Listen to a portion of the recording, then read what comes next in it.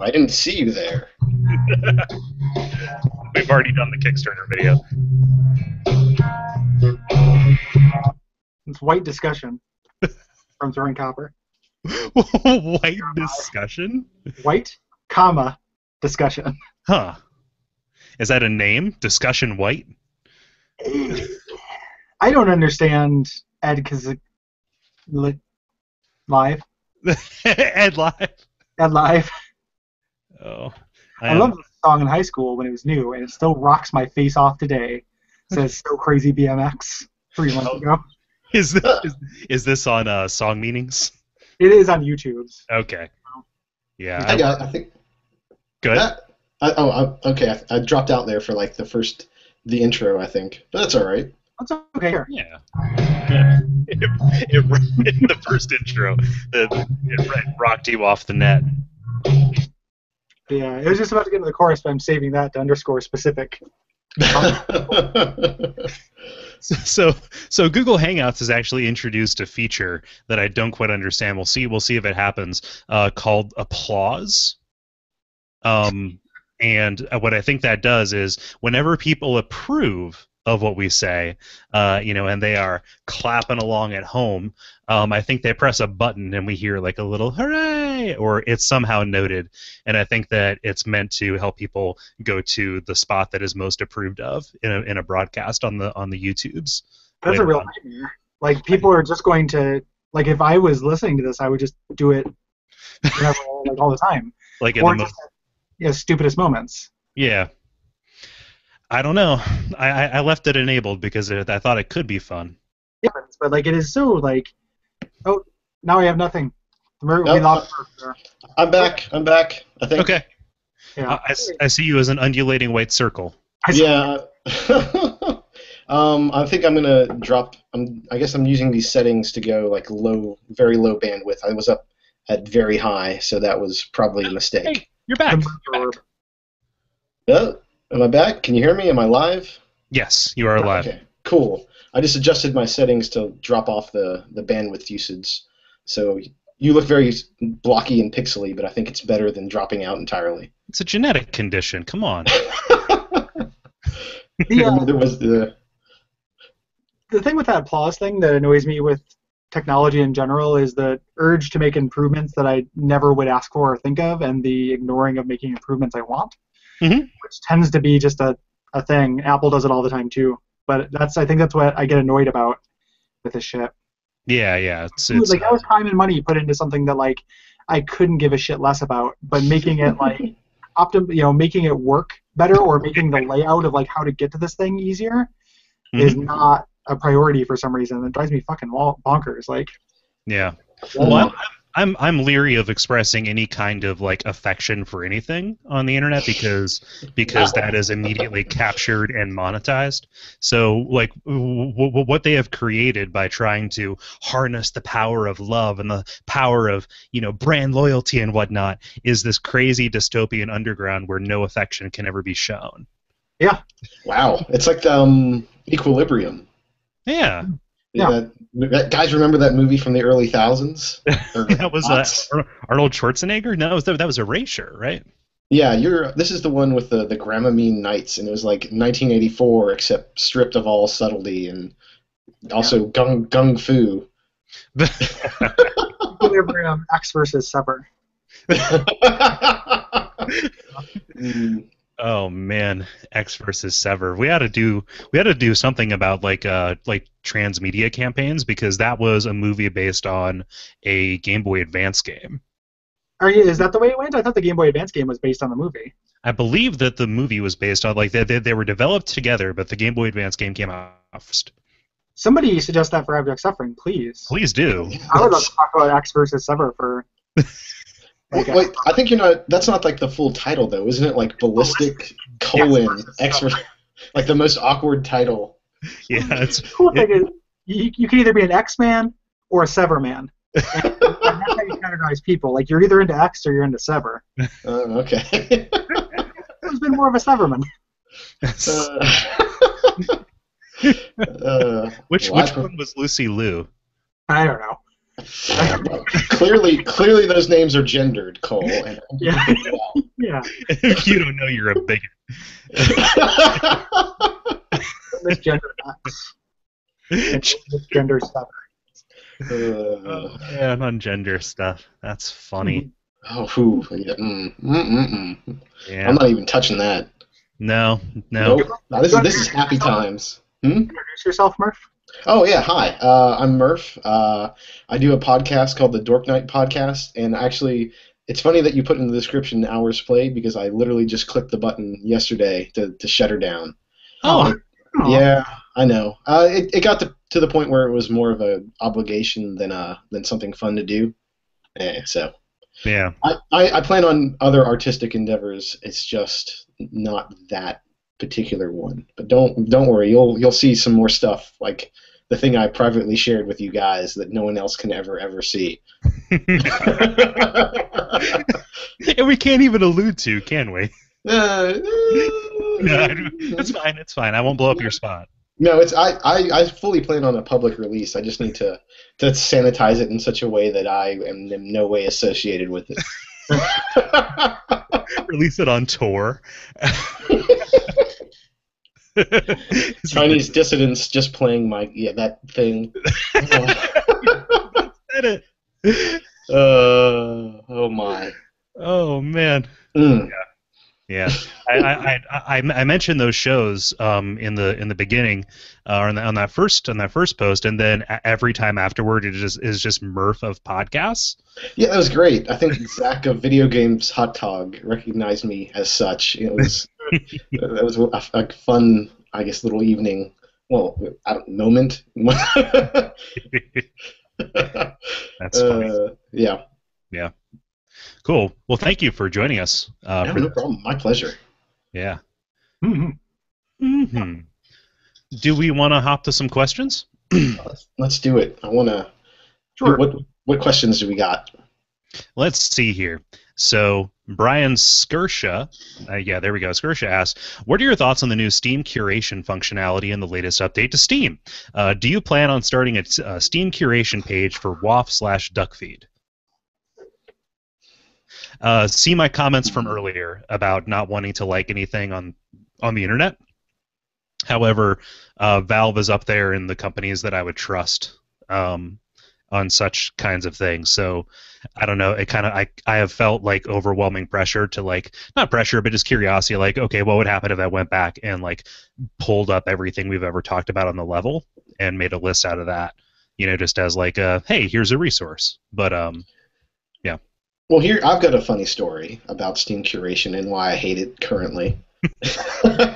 So, just the day before, a friend of mine sent me he was like, "Hey, I know it was a joke in that it was the shittiest anime thing on Steam right now, and I think it's called something like Cat Girl whatever." And my friend sent me a link. He's like, "Hey, click this," and I clicked it on it. I was like, "Oh, god damn it, my wife's home.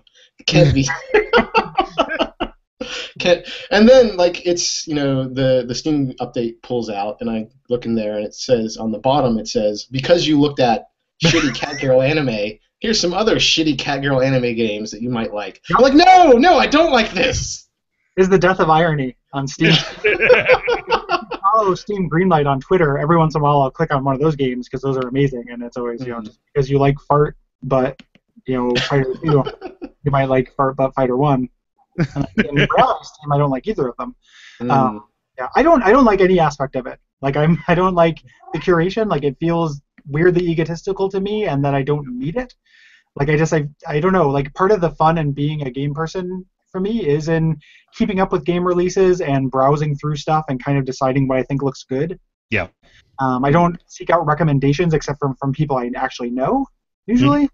And part of that's because we do podcasts, so I'll hear recommendations from you or from Nick or something like that. So that's part of that. But the other thing is, man, do I hate the UI. Good God. It's a click deep and at the bottom of the screen to get to just a list of new releases. Mm-hmm. What they show as new releases is or popular new releases, which I don't care for because that's not what I'm interested in. And when you actually get to new releases, it doesn't filter it by games, it filters it by everything. So every DLC, every demo, every video or something like that. Barf, shown. yeah. It's just really ugly, and like I really liked every day. Like, okay, there's probably 10 new Steam games on here. I just want to look through them and see what's interesting. I really liked that, and now I don't have it. Yeah. It comes from this, like we were talking about Google Plus. It comes from this weird like effort to improve functionality of something in a way that I don't like. I don't need. Like I don't want to project onto too many people, but it's just like I read an interview where Gabe N was talking about like, well, right now the store is functional. I mean, it works really well is what it is, but it's just an experience and it's kind of boring. Or it's kind of boring. It's not really an experience. And like that's exactly what I want. You know, like I don't need like a fun experience where I can socially network about my favorites and stuff. Like I don't want that at all. Like I just want to like look at a storefront and make my choices and investigate on my own. You know, like I bought the new Humble Bundle, which is the women's protagonist bundle, which has the Yogg, which is so good. So good. But then I also kind of want to check out the Long Live the Queen, but I don't want anyone to know that I've checked it out as well. Oh, just go for it. It's a good game. Is it? Is it real? Okay, Cole's on the list. You're on the shitty anime cat girl curation list. In all honesty, like I had some trepidation about buying it again because it's an anime princess game.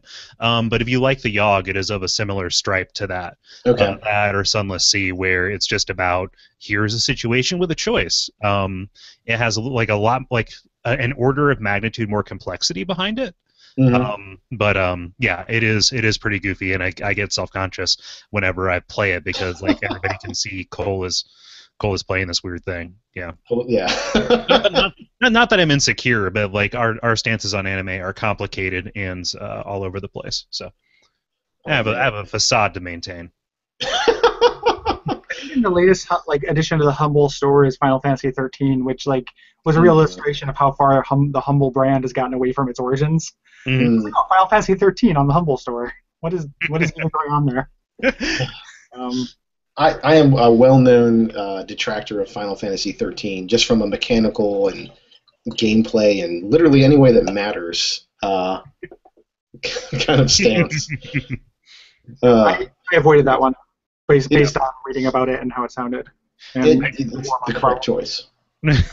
So I keep giving it like more chances, but I always bounce off of it because like I get it in the back of my head like, oh, this seems like it'd be fun to play because I like Final Fantasy games and this is the one that I haven't played, you know, to an extent, and I don't know why I don't learn. I beat it, but it was the equivalent of a hate beating. Yeah, like I was like, I'm not going to let you beat me, game. Which is like not healthy in any way because I was not enjoying it at the end. Like, ugh. But yeah, Dennis from the level, he had a very similar experience to that as well. I did. And while we're kind of on Final Fantasy, I actually finally beat over the trip that I took. Final Fantasy 1 on iOS, which is like sort of a dragon from my childhood. Like I never got past the first Fiend. If you're familiar with familiar with the Final Fantasy oeuvre. But the iOS port has some interesting improvements, but then again, that also kind of detracted as well. So I don't know. It's hard to recommend. It's not the same dragon that you face down on the NES. Like it's way easier. Yeah, it was. Oh yeah, completely easier. Yeah, iOS version. In a good way, like it's more balanced because the first one, like Final Fantasy 1 on the NES, is a real slog. I liked that game a lot when it came out, and I probably consider myself a fan of it in general. But it is real grindy, mostly to buy spells and shit. Yeah, and they changed that. You get more money. The new one. Yeah. There's something about this Steam thing, to briefly take us back on topic, that really upsets me about the internet in general, which is looking at something, the act of looking at something is considered the act of being interested in it or liking it. Mm-hmm. Like, I really get creeped out by that. Yeah, I don't really want anyone collecting my stuff. Yeah. Do we lose you, Murph? Can you hear us? Your picture on there looks pensive and frozen. I think we have. We're having technical difficulties, people who are listening. Yeah, sorry about that. Yeah. I apologize. We'll pop Murph back in. Yeah. Let's see. How do I do this?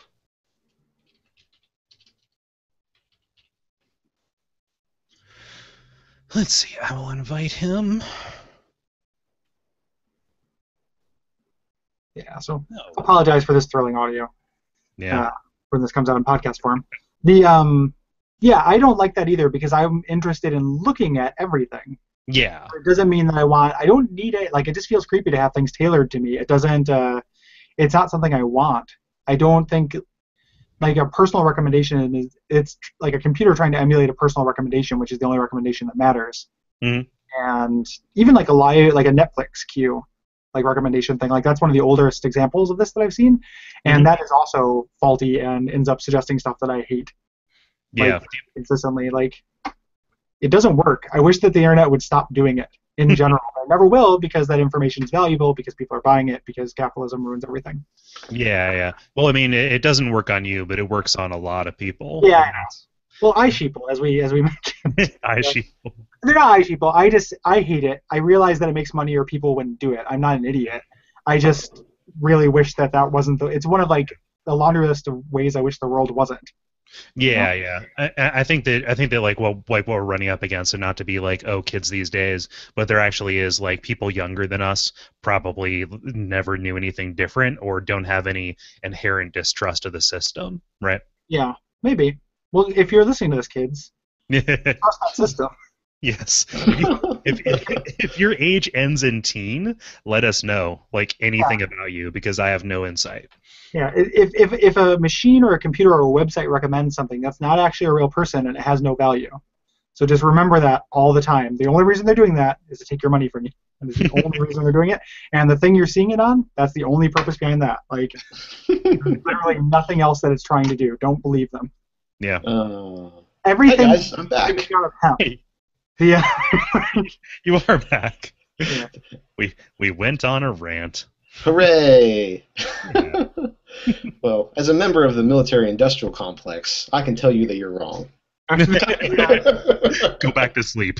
I'm not one of those I sleep peoples. I'm not going to go sleep. It's not going to happen. Yeah. Go in for a sleep study. They capture your dreams, turn them into Hollywood movies. Yeah. Yeah. I'm down for that. It happens. Let us see here. Why don't we go with, well, he's already asked a question. So Brett Burridell asks, can you guys talk a little bit about the intro/outro music for your shows? The Mario Paint stuff is obviously from Gary, but can you guys talk about how/when the songs came about? What made you pick each one for its respective show? Oh gosh, this continues. It is a long question. It is over two. Were you emulating specific styles, etc.? The Bonfire Side Chat one sticks out quite a bit from the other ones. The outro to that one is great as well. I'll wrote that one. All right. Okay. All right. Now I think I'm better. You're Okay. a glowing sphere, but I like it. So let's just go with Sphere, Murph. Yes. Orb is used.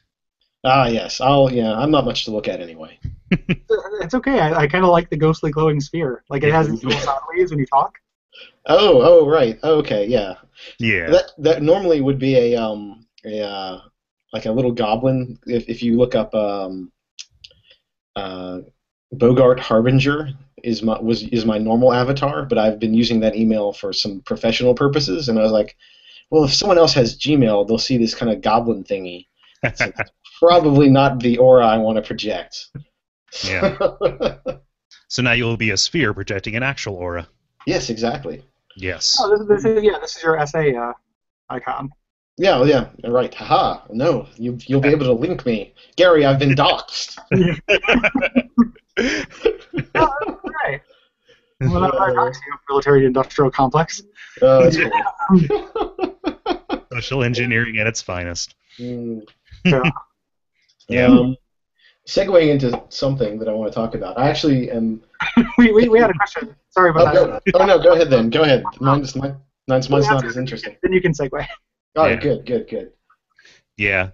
Gary, why don't you talk, because you were the music man. I've only done a couple. Well, the reason why the Bonfire Side Chat one sticks out is because that's one that you did. You did The Level and Bonfire Side Chat, and then somebody else did Those Damn Ross Kids, or is that? Yes, that is a Creative Commons song from a band in Sweden called the Diablo Swingra. that it is called the Balrog Boogie, and I like it because it's kind of like a dirty jazz kind of thing. Yeah. It does sound like dirty jazz. Yeah, yeah. Yeah, the Mario Paint ones are me, and that's because that's been my chosen instrument for the couple years. The WAF theme is not Mario Paint. That's all on a sequencer.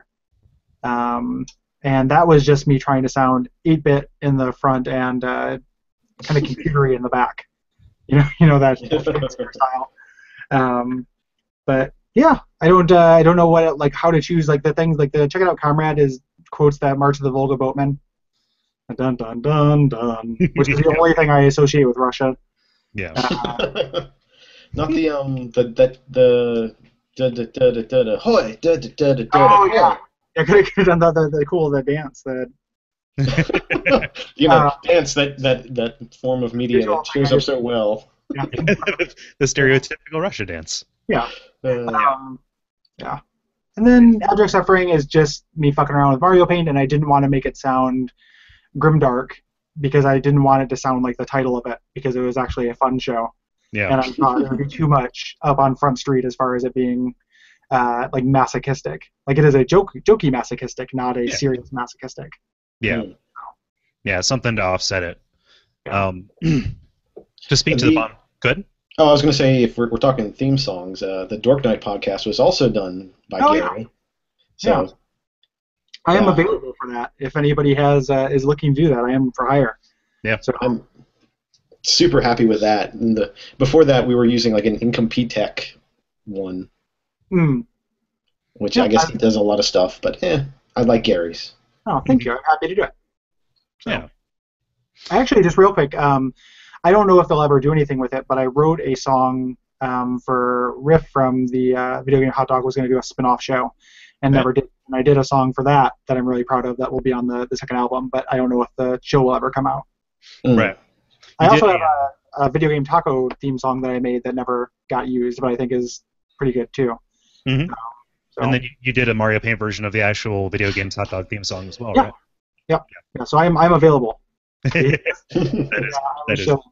I given up all my political beliefs I had in the last 10 minutes, and I'm available for hire. Yeah. The Bonfire Side Chat theme song, that is this guitar here, tuned to open D minor, and then just the high E fret from 3 to 5 to 7 over and over again, and then I just fucked around with a couple of chords. I couldn't do it again if you asked me to, and then I laid some samples over it. I just wanted it to sound hopeless because that's a large part of the Souls games, right? Yeah, that's great. I like that theme song a lot. So. Yeah. Then the level is just it's just me messing around with a MIDI keyboard. Honestly, Yeah. I like the level one too. Yeah, we've got a pretty solid audio brand for all of our shows. I hesitate to use the B word for that, but it's something that we're probably it makes sense because we're it's an audio medium, but those are important, right? Yeah. Oh yeah. Yeah. Let's see. I'm gonna. You had something that you wanted to segue to, Murph. Oh, I was. I've recently come into the care of a cat, though it is not my cat. So, how do you make a cat love you, Gary? That's what I want to know. Yeah, we first get an abused cat when it's real young, and then be the only human that's nice to it for 5 years. So that's what I did. See, I'm on. Mm-hmm. How did you make that answer so depressing, Gary? I don't have a couple months. I don't have years. Just respect its space and let it come. Okay, because that's annoying when it goes into a room that we don't want it in. Yeah, that's a door. That's a job for a door. Yeah, but sometimes doors are forgotten or you're drunk and. You have to cat-proof. You have to get used to certain things. Every time I leave a room at all, I'm really conscious about animals coming in and out, even if I'm at work. It's just a habit, and I also put toilet seats down.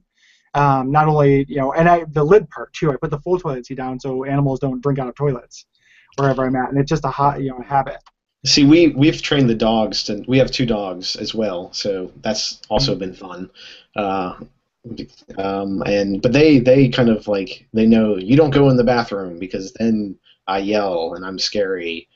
Then you get belly rubs because I feel bad. Yeah, none of those methods will work with a cat. Like you can't. Oh yeah. Yeah, it's all carrot, no stick with a cat. Like I yell at the cat and the cat just doesn't even acknowledge me, and then I'm angry. And then I'm like, why am I yelling at you, cat? And then I go take the dogs for a walk, and I feel better. Yeah. There's no point in ever yelling at a cat. Like like I can't understand why you're yelling at it. You can startle it when it's doing something bad. Like water, like a squirt gun does wonders. Like get a squirt gun, and then whenever it gets somewhere you don't want it to be, squirt it, and it will start associating. So the one time we had to get it, we just had to get it out of a room, but it was still in the I'm going to claw you to death kind of phase. We've moved past that just to like mild contempt instead of open hostility. But we had to use a vacuum cleaner, and that was just not pleasant for anyone. Yeah, that's a big squirt gun. A big reverse air squirt gun. How did you come into possession of this cat? A friend of ours had to be out of an apartment very quickly, and the only place that they could go to did not allow pets. So we are, while they are in in transition, we are taking care of the cat. Oh, well, that is good of you. Oh yeah. Try and be a good human, but I still prefer my dogs. Like if there was a madman, dangling one of them or the cat, like I think it would be the dogs every day.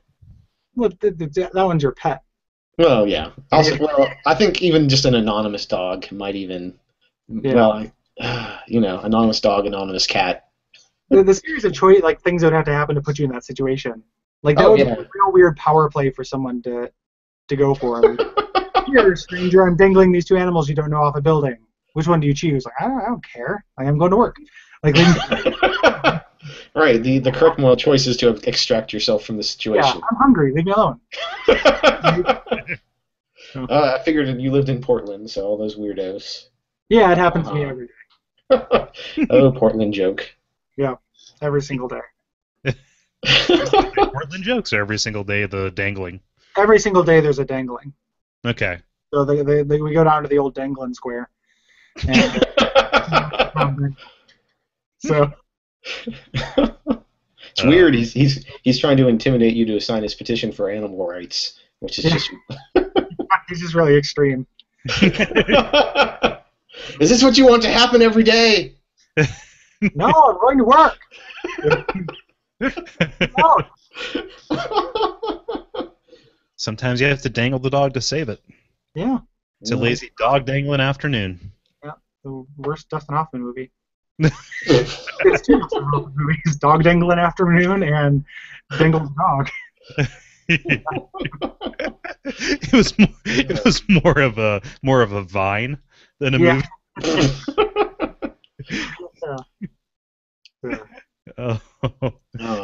Oh man. Let's see here. Brett says, I'm late to the party, but hi, dudes. Hi, Brett. Hey, Brett. Yeah. Thanks for coming to the party. Yeah. I believe we recorded one of your suggestions for Abject Suffering.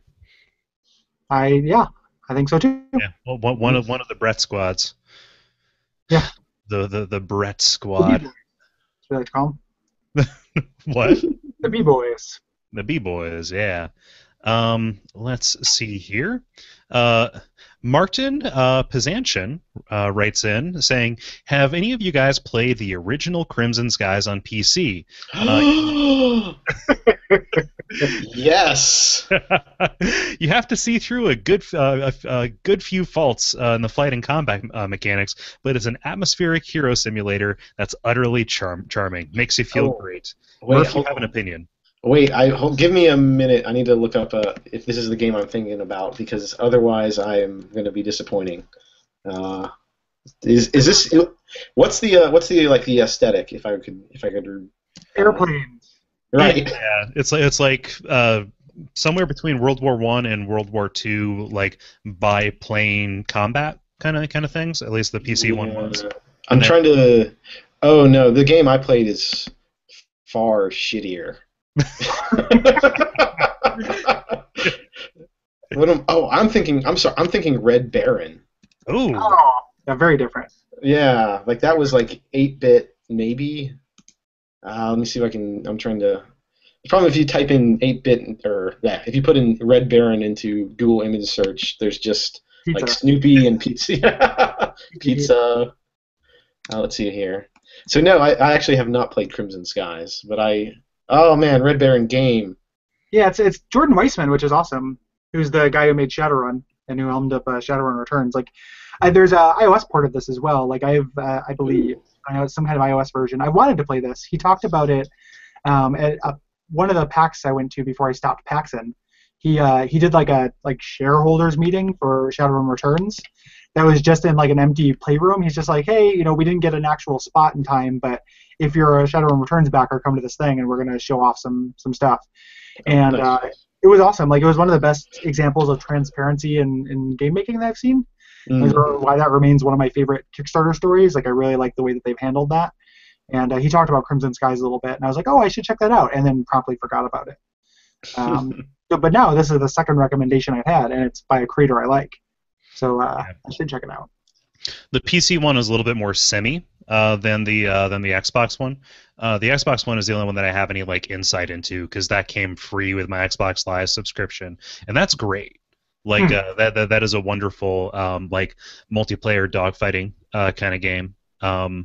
It got a weird setting. It's like a dystopian, cyberpunk future or whatever. Not cyberpunk, steampunk. There we go.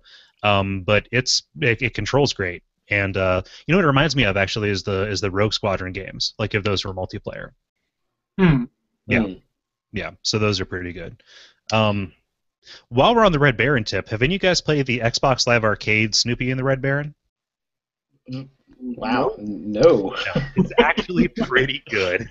Okay. Yeah, it's very similar in that it is an arcadey dogfighting game. And I have been playing Luftwaffe's, the Vlambeer thing that came out. That's a good time sink because that's one of those games it's like just all right, one more, all right, one more, all right, one more. Oh God, it's midnight and I have to work. Yeah, that's what it looks like. Yeah, that game looks really cool. It looks like a mix of like Joust, almost just because of the perspective, controlling the plane. But I know it doesn't play like Joust. I wanted to check that game out. It's worth playing. I'm kind of hitting a wall in terms of my level of skill, unfortunately. So I'm not able to progress through the arbitrary goal systems. But I mean, the moment-to-moment gameplay is a lot of fun. Cool. Yeah. I like Nidhogg a lot. That's them as well, right? Or Vlambeer is Ridiculous Fishing and Nuclear Throne. Ridiculous Fishing was the one for some reason I associate with them. I haven't played Nuclear Throne. Yeah. But yeah, I like Ridiculous Fishing quite a bit. I think you would like Nuclear Throne. It's an Isaac-alike.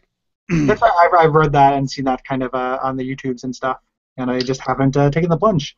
Yeah. I'd rather just keep playing Isaac over and over, trying to rack up 1,000 hours. Man. They also put out Super Crate Box. Which, I love that game. That's also good. All right, so you've played that, so all right, we can be friends. That's good. Yeah, that is one of the few games with a digital control pad on iOS that I can actually stand. Yeah. I did not know. That's so annoying. I can't think of very many other games that's okay with. Yeah, the Load Runner, the one on Load Runner is actually okay, but that is such a methodically paced game. Yeah, it doesn't really get in the way. Why isn't someone ported The Adventures of Lolo? Oh my God, that'd be great. That's money in the bank right there. That game would play really well on that system. Yeah, just do the first one for free and then charge for the sequels. Yeah. Yeah, I could see that. Why am I coming up with iOS business models on the fly? Oh man, they did that for Hitman Go, and that worked. Yeah, Hitman Go is fun. Yeah. I've kind of stalled in that, but it's fun. Yeah. I get a little frustrated with puzzle games that have. I mean, this is just puzzle games in general, but like as opposed to something like there are like Tetris style puzzle games, obviously, and then this kind of puzzle game where there's just kind of one solution and there's a lot of trial and error in it, and that's kind of how I feel about Hitman Go. Mhm. I put a lot of time into it. I like it, but it is like, oh, okay, I got to the end and I realized I should have done something different 3 moves back. I'll just start the whole thing again and do that different thing. That gets a little bit frustrating, but it looks really good. Yeah, I get into a trap with any kind of like star-based iOS game, in that anything short of all 3 stars or whatever, or 3 stars and the medal or whatever additional thing, like feels unacceptable. And so I can't just like do a pass through with 2 stars and then go back and pick up the scraps. It has to be. Oh, we lost Murph again. Dang. Yeah, I could see that. I am not that way though, because it would drive me crazy. Like my main complaint is having to replay the level over and over. Yeah. And if I was just trying to do the stars, it would just be doing more and more of that. Yeah. So, Yeah. Welcome back. Yeah, you know what? I figured out what the problem was. Yeah. I had the live feed going muted in another window, so that would probably eat up a good bit of bandwidth. You think? That probably would. Yeah. All right, I'm still gonna stay in Orb just in case. I for one like Orb Murph. So Yes. All right. don't get rid of Orb Murph. He pulses with the rhythm of the universe. Yeah, the rhythm of the singing.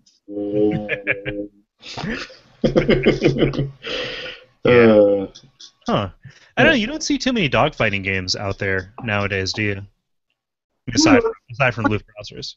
Cottage genre for a while, like Wing Commander and the Rebel, all the Star Wars ones. They're fun. X-Wing. Yeah. There is no legitimate way to play TIE Fighter, and that really upsets me. Yeah. I was always more of a Wing Commander guy when it came to those. Like I wasn't a huge fan of those, but I liked the Wing Commander verse more than I liked the Star Wars universe for some reason. Yeah. Well, both had Mark Hamill, so you're good. Yeah, as long as I got Mark Hamill. And then the Batman the Animated Series Skyfighters reunion thing. Did you have the Wing Commander Super Nintendo game? I didn't have it, but I played it. Okay, yeah, that was my only like entrance into the Wing Commander game. It was just like a weird game I picked up at like a garage sale or like a Blockbuster closing, and I like it for some reason. I don't know. I really enjoyed it, and I liked how you were like the only guy who was like in any way competent with your ship. So it would be like, you got 132 kills this mission. Your squad mate got 5. Losers. It's like a whole squadron of Slippies.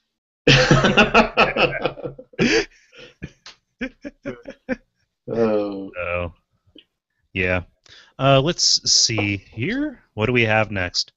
Sam Bear asks, since all of the good questions have been asked, do you guys believe that George Goober Lindsay was a good replacement for Jim Nabors? That sounds like a question for Cole to me. Yeah, I don't know what this is. This is in reference to the character Gomer Pyle on the Andy Griffith Show after Jim Nabors left to do his own spinoff, Gomer Pyle USMC. To this question, I have to answer: Jim Nabors is irreplaceable, and they brought that hee-haw ass motherfucker George Lindsay in there to like further hick it up in like a non-endearing way. Yeah, no, like that show was diminished after Gomer left for the Corps. Cole hates people in the South. I hate people in the South, and I'm in the South. Yeah, it's the British. It's okay to have.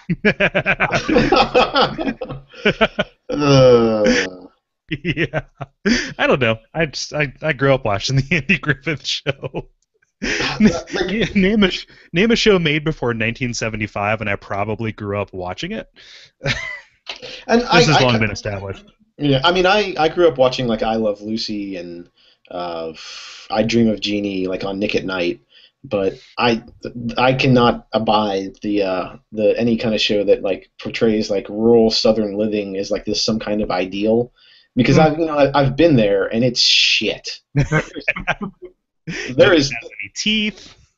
Yeah, like I mean, it's just not anything to be romanticized. It's like, hey guys, you remember how good it was when I don't know, we were being hit with that bat. Like if someone if someone like had a romanticized version of being beaten with a wooden stick, like yeah, like sometimes you would get a splinter, and that was getting beat pride. And you're like, what? Getting beat pride. Yeah. Like I have nothing positive to say about the South and Southern culture, with the possible exception of, I guess, I don't know, biscuits are kind of really terrible for you. Yeah. Like I'm trying to go like with the food, but like all the good food is just like either like piled with fat or sugar. So that sure it tastes good. Like yeah, Southern food rules. Yeah. Like, in general, like it tastes very good. Well, yeah, like chicken and waffles is like amazing, but like yeah, you're gonna dump a piece of fried food on a piece of like essentially cake and then cover it in syrup. Like, of course that tastes good. Indeed. Yep. I'm not going to argue with that. Yeah, it's a sometimes treat. Yeah. But it's really good. Mm-hmm. Yeah. So the South is the home of the sometimes treat. It's a sometimes treat all of the time. Yeah, there's no staple meal items that came from that culture, but there are lots of like birthday and anniversary foods. Yeah, indulgences.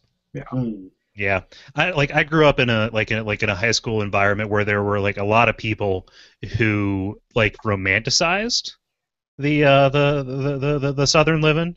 You know, like, oh, we're gonna take our trucks out and, you know, plow them through the mud, and we're going to have like Confederate flags, and we're gonna listen to country music, and like, oh boy, Sweet Home Alabama, not realizing A, Ohio is a union state, B, we're in a very affluent part of Ohio, actually. Like our high school is in like a really high income bracket or whatever. Like nothing about you or your upbringing is at all hick, like you're trying to like affect, right?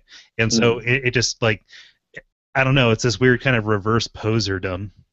Are you familiar with the Rollin' Coal? Have we talked about Rollin' Coal? What do you mean? It is, well, not you. Like, it's not like talk about stealing your wallet later. It's about hey, remember we had Cole with that bat? It was a good time. Cole is still here. We're gonna roll Cole. It is COLA. It is the, you can get your truck. You can get these additions to them that make them pour out this noxious black smoke. Oh, because I listened to like 1 billion hours of internet radio. Or not internet, just normal radio. Yeah, I am aware of the Rollin' Coal phenomenon. It's repulsive. It's that's like the worst. Or the proud, like, the idea is you go up next to a Prius, and like you go and you hit this button or what have you, and make a bunch of gross, oily smoke come out of your car. And then I went on their Facebook group, and it's all just like, Prius, no thanks. Giant sky part of, you know, pollution. Yeah, fuck everything. Fuck the environment. There's no problem with it.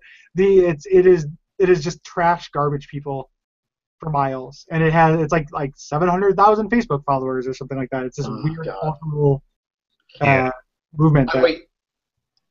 Yeah, that is all. I remembered one thing I like about the South, and it's not really. It's more about Appalachia. Yeah, it's Rollin' Coal. No, bluegrass. Yeah. Like that's the especially when you do like a kind of a rock. Bluegrass fusion. Have you guys heard of Trampled by Turtles? No. Nope. That is their song. Like their one hit is really worth listening to, and it's got all sorts of like banjo, but also a guitar and violin. Fiddle. Ah, thank you. Yeah. See, I've often said that I am musically mentally deficient. So yes, the fiddle thingy. But yeah, Trampled by Turtles is a really good sort of like bluegrass rock band, and they are, I guess, indie-ish. But that came out of the South, and that is the one thing that it doesn't make it worth it. but you know. It doesn't make the South worth existing. Like I don't dislike half of all bands. Like REM came out of the South, and I had my first favorite band. True. There's lots of good bands that came out of the South. Yeah. Or I mean, bluegrass ostensibly, I guess, came from that culture. I'm guessing. Like, you can't say that like rock came from the South. Like, or maybe you can. I don't know anything. Yeah, but like bluegrass was like down here in Kentucky. Like that was the reason that it's called that. And like you can like here in Cincinnati, that's one of the cool things about the like local bar scene or music scene. You know, aside from all the hipsters and indie bands of various quality, you can go out and see like these legit OG bluegrass bands playing at like bourbon bars and stuff.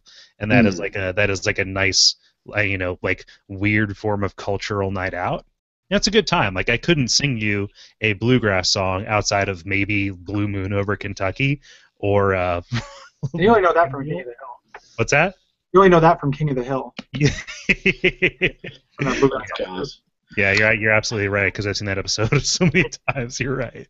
Yeah, but it's just it's more of like I'm in a bar that's playing bluegrass music. That's fun. Yeah, I can't really imagine listening to bluegrass on my iPod. Not, I don't judge you for doing it, but it's not my favorite genre of music. But I like it live if I'm like passing a street festival or something like that. Yeah. Here, "Wait So Long" by Trampled by Turtles. I definitely a pro click. I will pro click it when we're not like after the thing. Right, we're not. Gary, we need to start a shoutcast. You have to get live to cover it, so I can use it as the intro for one of these. I'm sure he asked them nicely. I gave him $20. Because it's not even fronted by Ed Kostasasuk anymore. It's just the rest of the dudes plus a dude.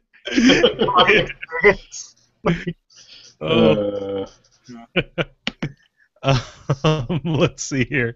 Brett Burdell asked a related question. When I was growing up, my dad's nickname amongst his friends was Otis, although his name was Tom. Otis. Years later, I realized it was because Otis was the town drunk on the Andy Griffith Show. It's funny when you get those moments where all the pieces come together. Oh. I have a related story in that one of the better guys, or not better, one of our friends in the at the local gaming store, his name was Opie, which isn't that also a character from one of your black and white TV dramas, Cole? That was Ron Howard's character on the Andy Griffith Show. Oh, okay, we go. That was Andy's son. Okay, but he was a bearded tattoo man. He is currently in a death metal band called Cold Side, and I think they just finished touring through Europe, where I guess metal is super huge. Yeah.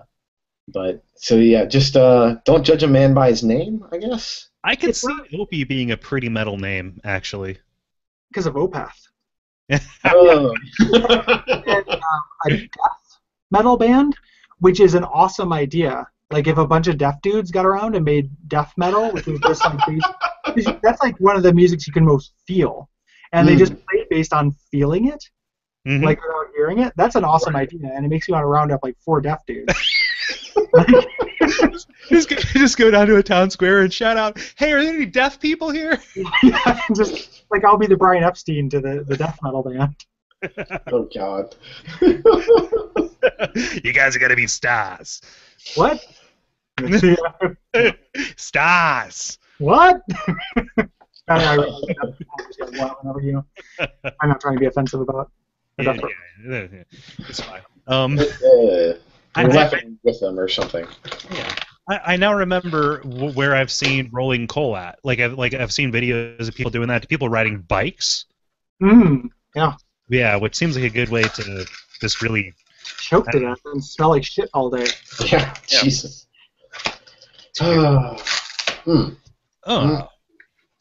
Gosh, I'm so angry. Let's start a Facebook group. Or an LO group. Yeah. Yeah, well, Electric Light Orchestra?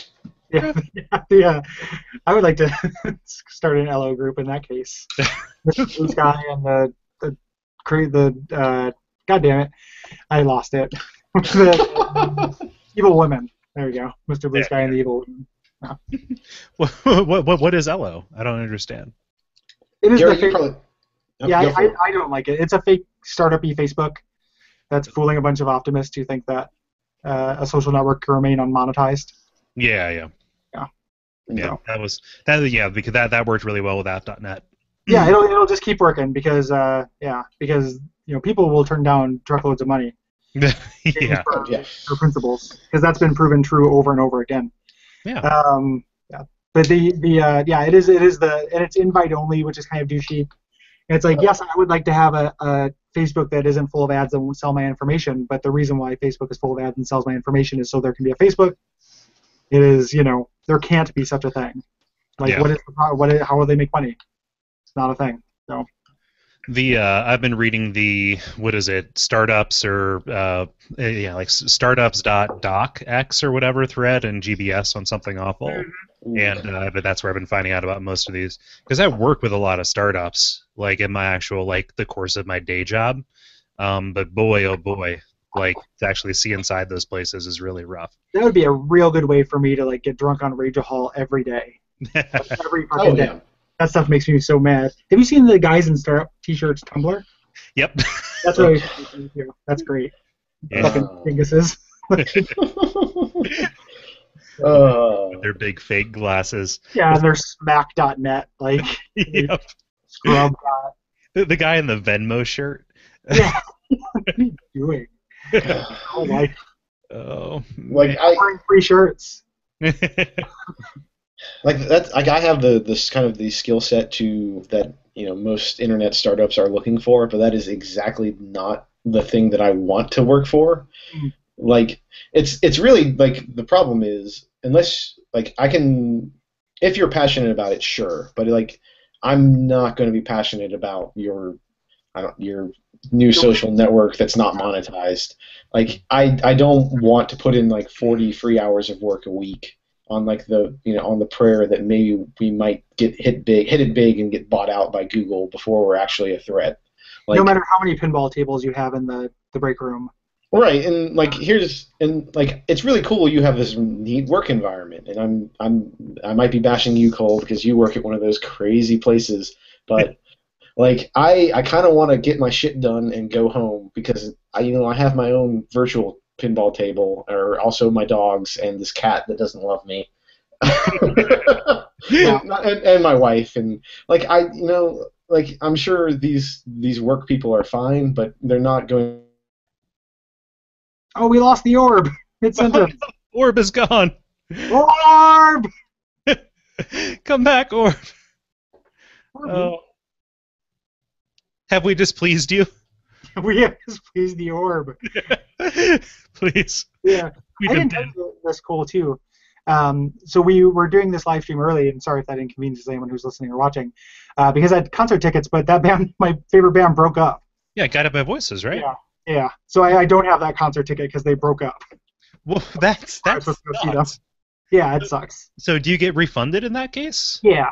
Okay, good. Or I could go see Stephen Malkmus and the Jicks, which were the original opener, which was a nice bonus, but I don't want to spend, $60 total to go see for 2 tickets to Stephen Malkmus. Yeah.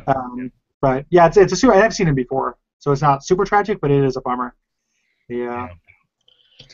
Man, you start going on a tear and then they kick you out. Right? Right when you're in the middle of it. I know. I was really passionate about. I was actually going to start a revolution, and Google shut me down. Yeah, they heard us talking bad about startup. Yeah, just like they did with Dogpile. Crawler. Alta Vista. Yeah. Roughly, baby. Get out of here. Roughly where you left off was, it'd be cool to have a pinball table, but this cat doesn't love you. Basically, I'm just saying that a startup can't be better than the people that I choose to hang out with. You're saying that you want to keep work demarcated. Right. Yeah, I think that's a lot of kind of funzo culture and stuff, and it kind of goes in hand in hand. I'm not against that funzo culture. I'm just saying that I understand your point. Where that kind of culture, and then also gamification and stuff. It has this philosophy of make your work super fun, which is a little distasteful. Yeah, and I'm okay with work should not be unpleasant. Like that's not what I'm saying, but I'm also not willing to put like 5 extra hours a day in just to make that just so I have a pinball table. Yeah. Yeah, like they're like it's the understanding of there's beer in the fridge, you're there on the weekend. Right. Mm-hmm. Yeah. I work on very much the theory that my time is a rapidly appreciating asset, and like the more later in the day it's worth more essentially because that's me time. Yeah. So yeah, about 5 it gets real expensive to keep Murph around. What I'm saying is you guys are paying. We're spending $70 per hour for this, so. Oh, you don't know. As a member of the military-industrial complex, you can't afford my rate. Yeah, I don't know. Like my place of work has gotten a lot better than that. Better than it was, I guess. Than at Epifio, where I work. Like we project this kind of like weird, quirky, whatever. But in reality, it's kind of just an open office plan. Then we have a kegerator and a pool table, and the ability to come and go as we please. See, you're part of the problem, Cole. You should join the corporate drones like me. But, and it's funny because I see people say about these startups like they're trying to institutionalize like hey everybody here's your buddy and like everybody's your pal et cetera like trying to make work their social life and like I chafe at that initially because like what happens is like I really like the people that I work with. And it's dangerous because that's how I can look to the outside world like that is what's happening when it's actually kind of not. Like it can both can happen. Like it can be like there probably are companies that do try to court that, and that's kind of gross. It doesn't necessarily mean that your company is or that you are susceptible to it. Yeah. And like my current like the group of friends we hang out with on weekends also works at our company. However, I don't work with them day to day. Like the people I work with like day to day are like my dad's age. Like I'm not gonna hang out with them. Well, and I don't think anyone is saying that you shouldn't make your coworkers your friends. Yeah. That's a silly point. I don't think anyone's making that point. I think that like it is more about marketing your company that as a selling point, and is specifically what Murph is saying in exchange for dedication that is unwarranted. Yeah. Or like making money off of it. Like making money off of this culture that you're, and that's what, like everything, once you start to make money off it gets gross. Yes. Right. And with like a fine hemp necklace. And I'm particularly sensitive to that because, like, ideally I'd love to work in sort of a games industry, but like I also know that like that industry is incredibly exploitative to people like me. So like I'm just, and it's not like I'll either be coding or I'll be coding, and also I could, one of those places I'll be paid for all the hours I work, and one of them I won't be, and so. It's a fine attitude. Like I like that idea too, but the games industry like sounds like a nightmare to work. Like I've thought about that many times. Like that'd be a cool thing to work because it is something I like. It's a hobby I really love, but it's not. It is a fucked up kind of broken industry. Yeah. And I don't. Yeah, there's no. Yeah, like there's no real. I really don't have much insight into this, but I don't see there's much like impetus to change because the current model seems to be, hey, you're starry-eyed and out of college. Let me essentially burn you out, and then you can go work where I work. Yeah, like, and it's bad because part of the source of the problem is there are so many people who are willing to make that trade. Right. And it seems like games, the games industry would benefit from some level of like regulation or unionization or more people who are pragmatic like who are willing to treat because they can treat people like shit and burn through them because they know there are scores behind you who are willing to make that sacrifice for a little bit, and they're losing probably really good people because of the Faustian bargain they're trying to force them to make. And like I'll admit, like when I first like freshman year Murph in like 2001 was like, I'm gonna make games. But, like rapidly, thankfully, I have like a level of cynicism which probably isn't healthy, like on a normal everyday today kind of thing. But man, oh man, I'm super cynical now, guys. This is not cool. Well, and just again, to say like it's not. I don't disparage anyone who wants to make games or who does. I think it's possible to get into that kind of field and do fine. Right. There are people who do it and it's just fine. But as like it's really problematic as an industry. So depending on what you're looking at, and also depending on your specific values too. Like some of those people who do get burnt out and exploited, there's no excuse for that. However, the reason they're making the choice is not a thing that is necessarily true of you, which is also fine, if that makes sense. Like they're making it because they like this idea, like they want to get involved in that thing, and that's what they're being. But that's still a valid thing. Just because someone exploits it, it doesn't mean that it's not. Right, and I completely understand the drive to like, hey, let's do something artistically significant. Like the thing that I'm currently working on, does not fulfill me artistically, and that's why I'm in podcast and game sort of like hobbyist game development and just terrible drawings that I don't share with anyone. But that's my outlet that way. Yeah. And that separation is people have different degrees of it, like that they can handle, right? Like I have come to realize that I am very unhappy with a really strict demarcated line. Hard for me to do. I realize it makes me sound like a baby to some people, but like it is very hard for me to go do something I hate for 40 hours and then just relegate things I love to the margins. Like I can't be happy doing that. I know I'm not saying you hate your job. I'm saying that I would like.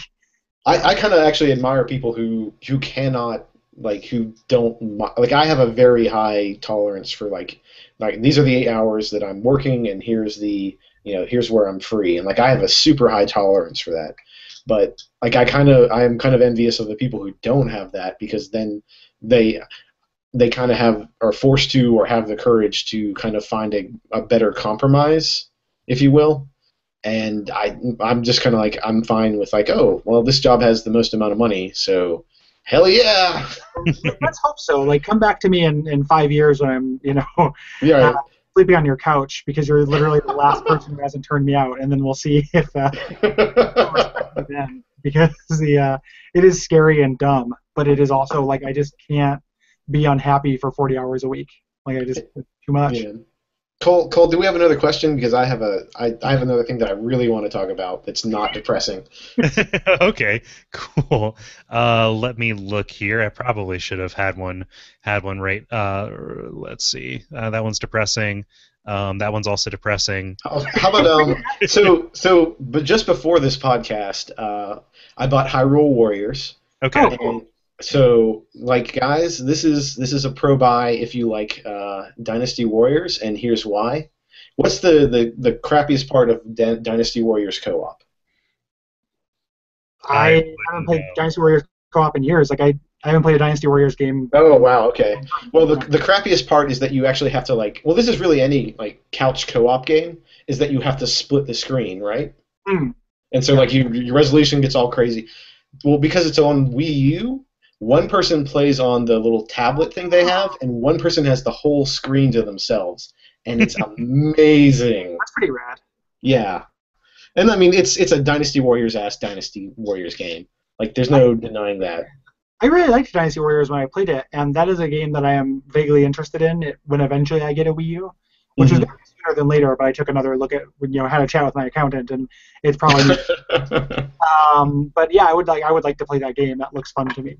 And yeah. I love anything that fucks with the Zelda formula, because fuck the Zelda formula at this point. Like, it was cool, but you can't. So like it is also a Zelda game, because like minor spoilers, like Dynasty Hyrule Warriors spoilers coming, guys. Hot off the presses. The first, like, there's actual like bosses. So like. In the first mission, like you're Link and you're running around, you're fighting a bunch of Octo-Rock thingies, whatever the nonsense word, and then a big old like Dodongo dragon thing pops up, and it's like 10 times larger than you, and you have to like throw the bombs into its mouth in order to have any chance to defeat it. So Yep. it takes that kind of Dynasty Warriors like formula, but it also adds sort of like the Zelda puzzle boss and kind of grafts it together, which I think is like the most successful part of Zelda games. That sounds really cool.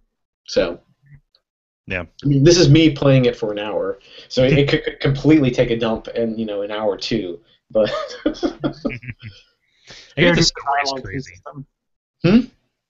I said they introduced the dialogue tree system. Yeah. I hear that the story in it's pretty crazy. Like what's actually happening in it.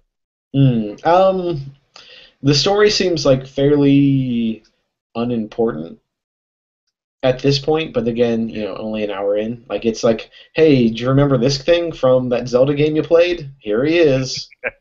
Yeah. But I could be wrong. Let's see here. Yeah. You can ask depressing questions. We just won't go on a depressing rant about them. Yeah. Okay, cool. Well, let's do a follow-up one. Hey Gary, one last quick question. This is Brett again asking this. One last quick question. Just went back and watched your answer to my music question. Which sequencer did you use for the WAF theme? Just curious. And he has a side note. He's still trying to find a fix for Mario Paint Composer for Mac. Still no luck. Well, hold on. How is that depressing? This is a non-depressing one. Oh, okay. The synthesizer is the same synthesizer from the Adventures of Baron Munchausen, where it's just an organ attached to slaves. The fix for Mario Paint Composer for other operating systems is just like an emulator thing. Like I use on my Linux laptop, I use the Wine like emulator thing. I don't know if there's a similar thing available. Mm-hmm. Like, is there like a one-click kind of like plugin thing on the Mac? Yeah, Wine works on Mac. Yeah. Let me go grab that synthesizer. Murph, say a thing or ask a question that I don't have anything to do with, because I have to look at the name of it. All right. Cole. Yes. I think we need to clear the air. I think I've been noticing you've been mentioning it on those damn Ross Kids. Rice. Rice. I understand that there's more than one kind of rice. Yeah, I really appreciated you keeping the joke alive. Yeah. That was like 75 episodes. Right. But you mentioned it like a couple episodes ago. I know. At least. Yeah. Because rice came up. Because I talked about that myth that rice is just potato seeds. Oh, right. Okay. Yes. Yeah. But no, that gave me a slight. I don't know. So, that also brought on another memory of. So, back in the old days when Abject Suffering was premium content. Yes. I was hungover. I was just kind of taking the dogs out for a walk one Saturday morning, and the Shaq Fu episode came on, and I was like, oh, okay. I wonder what idiot sort of suggested Shaq Fu, and it turns out it was me, and I didn't remember it. So apparently I had submitted Shaq Fu in sort of this drunken haze, and then when I heard that, oh yeah, who submitted this? Oh, Murph. Fuck you, Murph. It was a different you. Yeah, it was. It was like kind of like a weird present from myself. And that's one of our most beloved episodes. Yeah, I know, exactly. I feel, and then I'm like, man, I kind of started this whole thing. Yeah. And that's how I saved the president. Yep, president suffering. This is the guy, just real quick. The Yamaha RM1X sequence remixer. This is what the WAF theme came out of. So, yeah. It looks technological and musicy. It is both those things. It's essentially like all I want in a sequencer, which is just like has a bunch of goofy onboard sounds and has a huge polyphony and a large number of tracks. Like yeah. So it's old. I bought it from a Guitar Center. Nice. A guy who wished he was in a successful band, probably. That's all Guitar Center is. Yeah. Yeah. Let's see here. Brian Skirsha asks, any podcast recommendations, video game or non, that are a little off the beaten path, aka don't show up in the top 100 list regularly? I can definitely. I have some definite recommendations. Yeah. Because hold on, I'm gonna pull up my. Well, someone else wants to say something while I pull up my list. Hurry, guys! I got something to say. Wait a minute. I wish. Oh, sorry. It's okay. I was gonna say I wish Geodude. I wish Geodude Lawton was here because goddamn, that guy. That guy. Geodude of podcasts? Yes. Oh, he's apparently talked to Mike Birbiglia. I've had him on Dork Night once, and he is fascinating. Good dude. He's a good dude. On top of that. Yeah. Let's all say one. Let's all give one podcast. Yeah, that's right. One podcast recommendation that is off the beaten path. Yeah. Okay. I'll go if nobody else has one ready.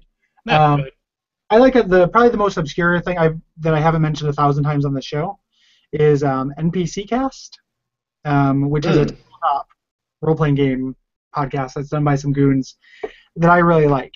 Like there's some goony-ass goons, but they are relatively, they're pretty informed, they're pretty funny, and it is I learn a lot about games that I wouldn't have heard about. And I like tabletop gaming, but I don't do that much of it. I don't have time to play more than 1 or 2 games at a time with my group, so I get to hear about new games and stuff that are coming down the pike and the like. So. Yeah. NPC Cast, correct? Yeah. That's also a recommendation. I think I might have recommended it to you in the thread. Yeah, I think that's exactly what happened. But yeah, that's become a weekly listen for me. Nice. Murph, do you have one? I have 2, so I want you. No, you're not going to know. So the giant bomb cat now. It's these 4 guys. One of them's kind of a human disaster. Oh my God! Yeah, he is. Yeah. Jesus, actually, confession time. I only recently started listening to Bombcast because I hate popular things. And Jesus, Dan, what the fuck are you doing with your life? Barely holding on to it, I guess. Yeah. He doesn't seem that way though. He seems happy, and I don't understand. Yeah. But all right, I'm still debating between 2 because I've got because they're both good, but they're both deserving. So Cole, go one in case you somehow pick it. Okay. I have one that's no longer running that people might actually like, but I will go with one that I don't know how popular it is because I'm like you, I don't tend to like popular things. Roderick on the Line is I think consistently my I will jump to this if a new one is out. Mm-hmm. Because I like both the guys involved, and it is exactly the kind of comedy podcast that I want, which is interesting conversations as opposed to anything that's overtly contrived, I guess. Yeah, I don't know. John Roderick is a fascinating guy. I haven't checked their rankings, so I don't know if it's in the top 100. But if you listen to us because of video game stuff, that is a video game thing that I can give a wholehearted recommendation to. I think the one I've landed on is it's Sophie's Choice. From time to time. You mean the Sophie's Choice cast? Yes. No. From time to time, it's a podcast about. It's sort of a radio drama. It's sort of Night Vale-esque, though it definitely has not caught on quite as much. There's only 5 episodes so far, and it's doing a sort of a 2-episode release cycle. And it's about a scientist several hundred years in the future, kind of sending back a transmission, sort of a weekly news and review kind of thing. It's very similar to Welcome to Night Vale. So if you like Welcome to Night Vale, you'll definitely like From Time to Time. Cool. Yeah. And fun busting! Ha ha ha ha! If we're gonna sneak one in, listen to Advice Hot Dog. If you like the video games Hot Dog, it no longer runs; it's defunct. But it is classic, kind of like advice comedy stuff. Yeah. I'm going to stick with the original rules. Yeah. Okay. Cool. I'm going to take the moral high ground on this one, guys. We outnumber you, so Mm-hmm. I'm gonna go for populism. Ninjas versus podcasts, go! Yeah, ninjas. You should listen to them because those are nice guys. Yeah, that's a good show too. Like I like that show a lot too. There's too many shows. I mean. Yeah, it is. Yeah. So there's this real indie show, My Brother and Me. God, if I could just get in some of that sweet Justin Macklemore. Justin Macklemore. I don't even know. Yeah. Right. I'm just gonna stop at this point. Okay. Yeah. I've recently run into a situation where I'm running out of podcasts to listen to. Wow. Okay. Yeah. I was real behind, and then I got caught up, and I find myself facing the empty new episodes queue, and it's a little upsetting. So I keep adding those on. What about another Gooncast? Is the Alcohollywood really good? They're good guys. Yeah, that's all the non those are the main indie people that I listen to. Yeah. That and Enter the Critic, but that's part of the Ninjas versus Podcast network, I guess. Yeah, the Eric Toribio network. Yes. Which apparently Eric Toribio had a podcast that lasted one episode. Oh, that's too bad. Yeah, well, you know. Oh well. That's how it is. Yes. Yeah. This is somewhat related to that, so why don't we jump right over to it? Brian Skirsha asks, the way people judge video games has seemed to evolve from a product review to being akin to art/movie criticism. Do reviews have a place in helping you make decisions around experiencing a game? Do you have any favorite critics/reviewers? That's a good question. It's a good prompt. Good ass question. Yeah, you are correct. That is, I think, one of the issues that's at the heart of this Gamergate nonsense is the tension between reviewing games as art and reviewing them as a product, because one can be objective and one can't. And in my mind, I am 100% on the objectivism. Objective reviews, objectivism is overrated. Not objectivism, the philosophy, which is overrated. But also, being objective in a review is impossible and overrated and boring. And the because I don't need to know how good a graphic something has and what its list of features are. I want to know about the thing and what's important about it, and specifically what's important about it to a specific person, because you can tell a lot about a game from that, which I think we need if we're going to have this medium be an art form, which is what I want and what it is and the way I want to see it go. Yeah. And I'm really not interested in a product review, like a car and driver style review of a game. That is boring. Worthless. I'm going to just echo on top of that, because that's my exact... I love Rock, Paper, Shotgun for the exact reason that they just do not... they literally put out an article saying that they do not give... That's not that they don't give a shit about objectivity, but that's not something they strive for. So Rock, Paper, Shotgun as a whole is a favorite of mine, especially because they do stuff that's off the beaten path. Have you been seeing their Freeware Garden kind of daily article? Yep. Yeah, that's fantastic. I want a hey, tell me about just somebody who's not going to get any mainstream press, because there's a lot of just super great hidden gems of people, and I'll 100% admit it. I'm a fucking pretentious ass indie gamer. That's who I am. But also, the Kotaku review of Shadows of Mordor, convinced me today to pre-order that game, because that game sounds goddamn amazing. Yeah. If you if you don't want to spend money, don't read that don't read that review. The joystick review was really glowing as well. I think it's pretty much. I'm actually, not to get us far afield on this, but I am super surprised that is reviewing as well as it is. And the whole Nemesis system is everything I ever wanted in a kind of open world game. Yeah. Yeah, I'm really curious about it. I have to be very careful what I buy because I know I'm not going to play it till 4 years later. That's more my issue. Like I'm so deep in games. Like I haven't even played Wasteland 2 yet, and that's made for me because I'm playing Divinity, which is made for me. Like Rebirth comes out, which is made for me. Like I'm being catered to too hard to actually play games. Oh man, if only there was a way to find more games that were exactly. If only I could get a curated list to add to my collection of things I don't have time to do. Yeah, well, right. I just bought Neverending Nightmares today, and I have too much to do this weekend to actually like dive into it. What's that one? If they changed the because I played that at PAX and I sent the developer actually some feedback because I had a very strong feeling about something. Mm-hmm. The way blood looks in that game is super shitty and flash animation looking. Mm-hmm. Like, blood is like super big, like one non-textured thing, and I sent it, and it like really interfered with my experience. I'm like, this is so visually striking, and then when blood shows up, it just looks like a Newgrounds thing from like 5 years ago. So I sent him a thing like, hey, just a little bit of feedback. Like, I really like your game. I think it's really cool.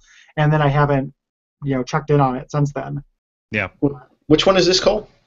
This is the game that was made by the dude who did Retrograde.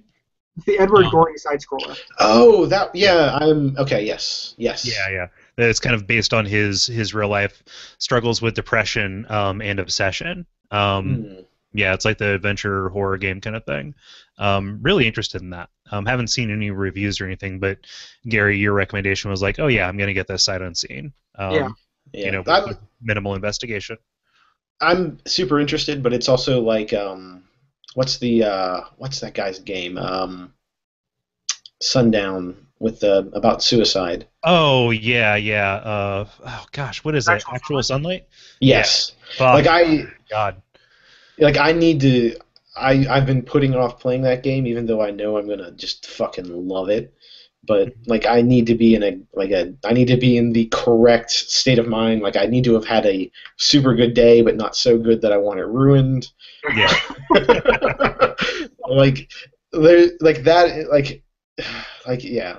I actually luckily I hit.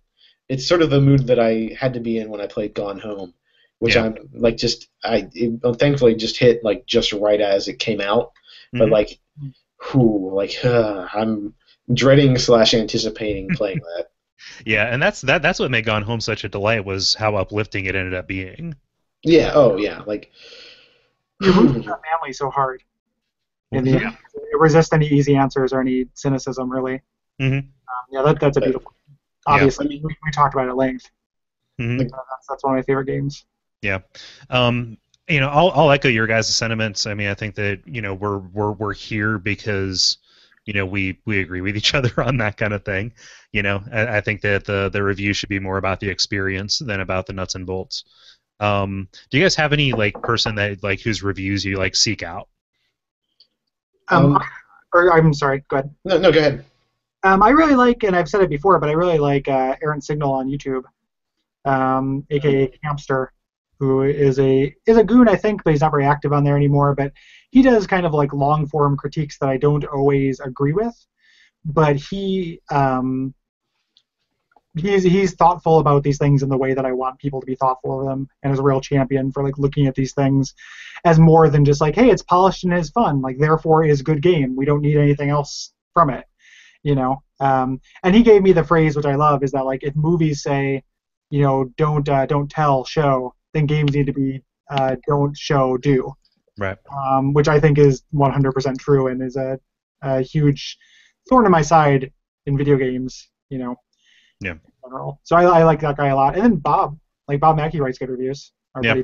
Like not to be nepotistic or anything. In full disclosure, we know Bob and we're friends with him, but I like his reviews a lot. Mm-hmm. I know this is probably controversial, but I really like Ben Kuchera. Yeah, that is controversial. Yeah. I said that is controversial. Yeah, I really. But like, yeah. Hmm.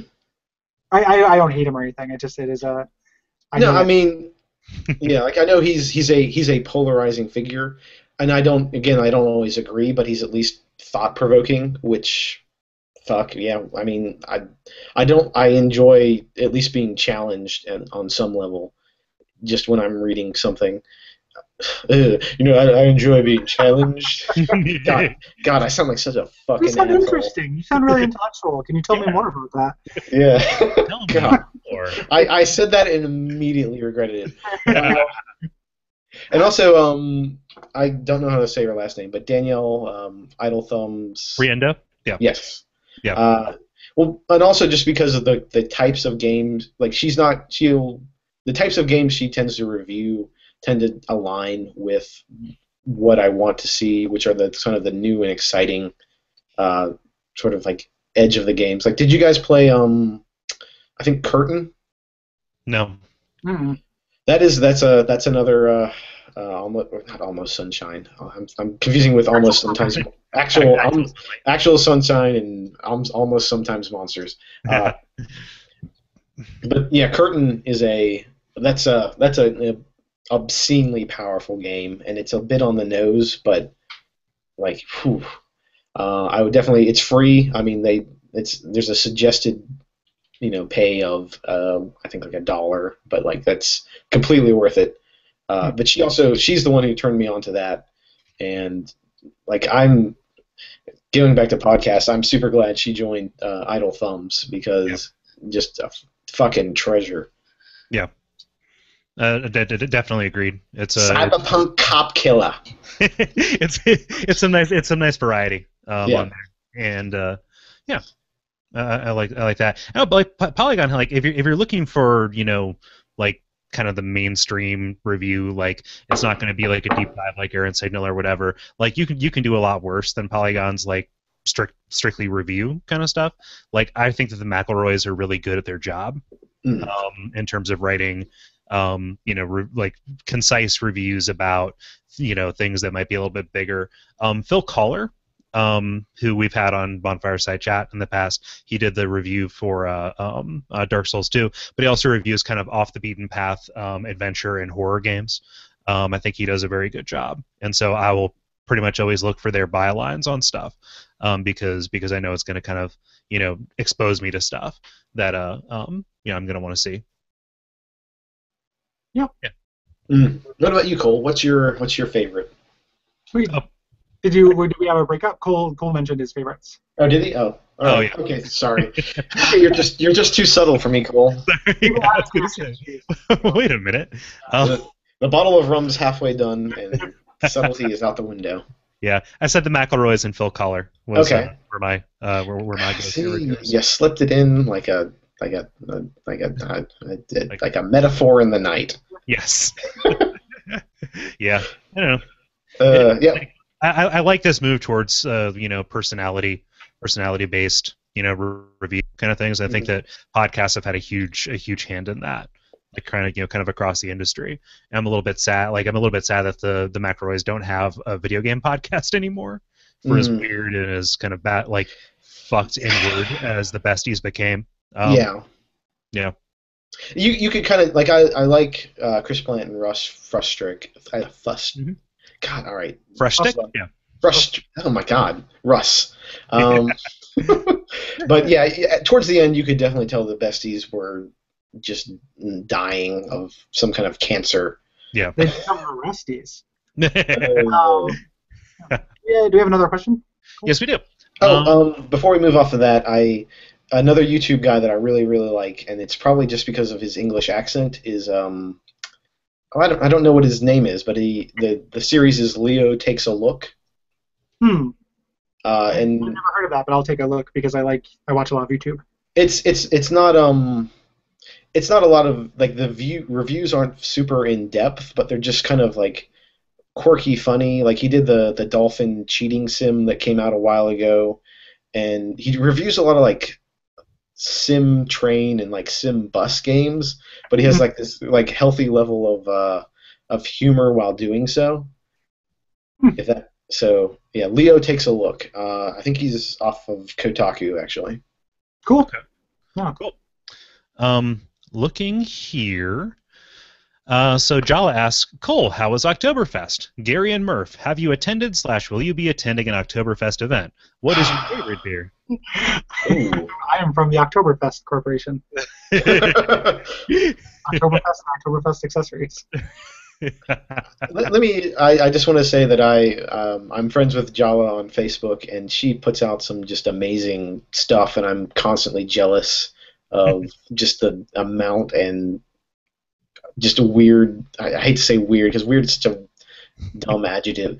As you know, dumb is dumb. But anyway, yeah. Go. Someone take the whatever.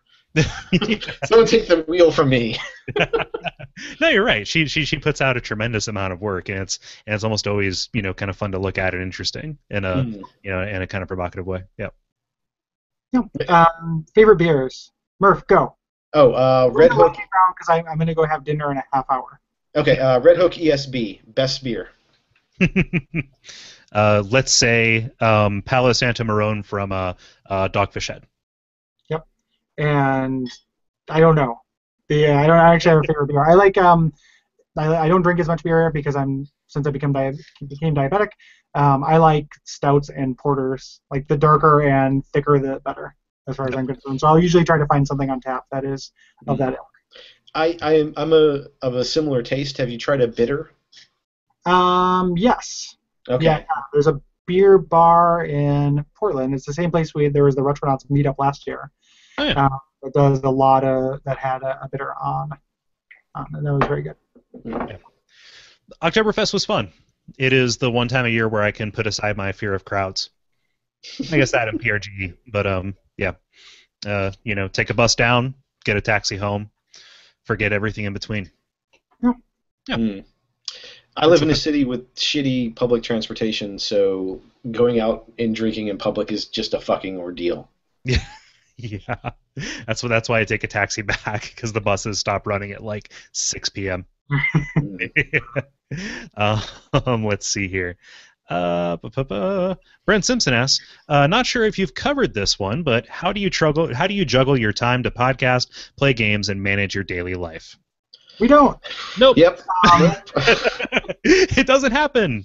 Yeah. One of those things always suffers. Yeah, we fail. Pick two. And that's how every situation is. There's three things, you pick two. Yep. Yeah, I completely agree. Yeah. I wrote a blog entry about this a couple weeks ago because I was definitely feeling the crunch, and I'm currently feeling the crunch again. Like I currently I feel really super bad because I'm falling behind on listening to podcasts and commenting on podcasts. So like I really wanted to comment on the Little Nemo, and I just didn't because I've been working on some sort of career-based stuff, and something had to give, and unfortunately it was commenting on Watch Out for Fireballs. Among other things, obviously, but yeah. Yeah. Yep. Yep. It's always a sacrifice, and it always stings to a certain extent. Yeah. Yeah. Let's see here. Brandon Douglas asks, you guys talk about and reference The Simpsons a lot. Do you have any opinions on Futurama? Hey, Brandon. Hey. Just saying hi to Brandon. We'll see you at Portland Retro Gaming Expo and the meetup and stuff. Yes, we will. I love Futurama. I do too. It was pretty, it was kind of inconsistent when it came back, but there were some really strong episodes on the Comedy Central run. It's great. Mm-hmm. I like Futurama, but I like it significantly less than The Simpsons, probably because of an age thing. Like, it came out a little bit later. Like, The Simpsons is like a religion to me, and then Futurama is like a funny show. Yeah. The Simpsons was very influential to my sense of humor in a way that Futurama probably wasn't. But I still think it's a really good show. My parents did not allow me to watch The Simpsons because devil blah blah blah South. So Futurama is slightly more influential in terms of even if it came later than The Simpsons. Though here's a controversial opinion: I think King of the Hill is a terrible show. Woo! Yeah, that's tough. Terrible. I think Cole was drinking at the time.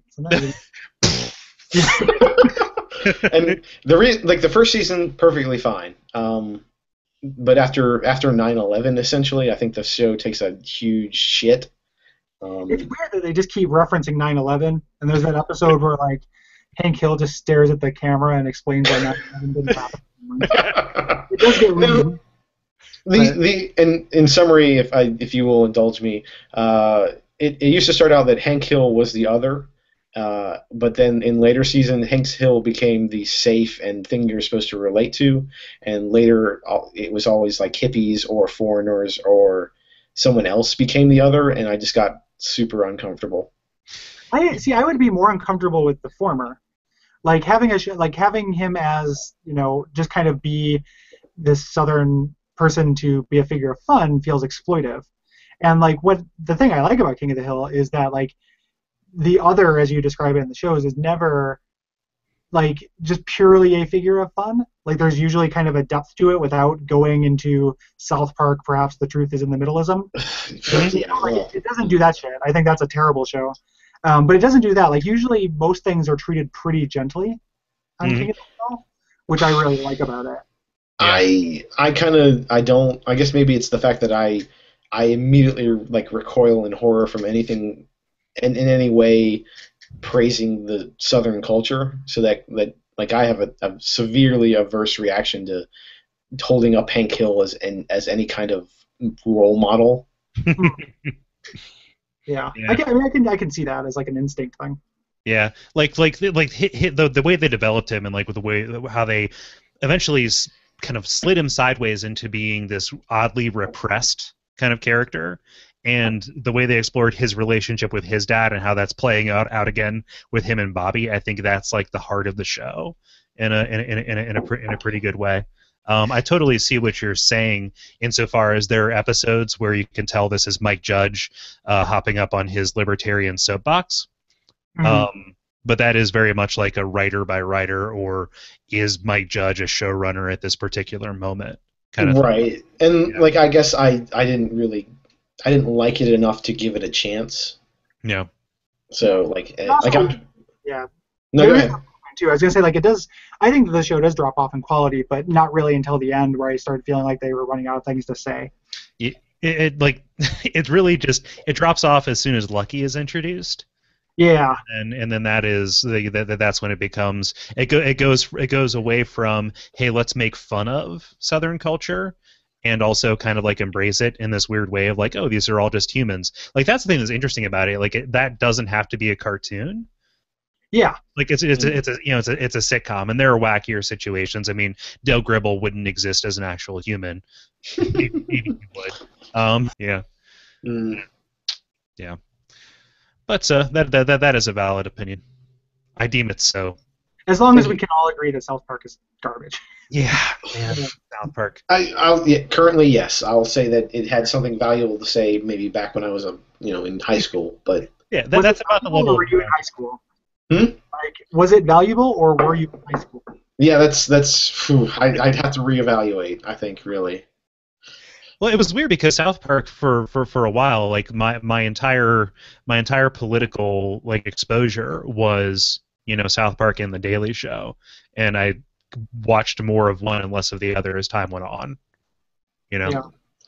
I mean, there's a reasonable position that perhaps middle ground might be a reasonable thing to consider, but like the middle ground, to the exception of taking a stand, is kind of just as bad.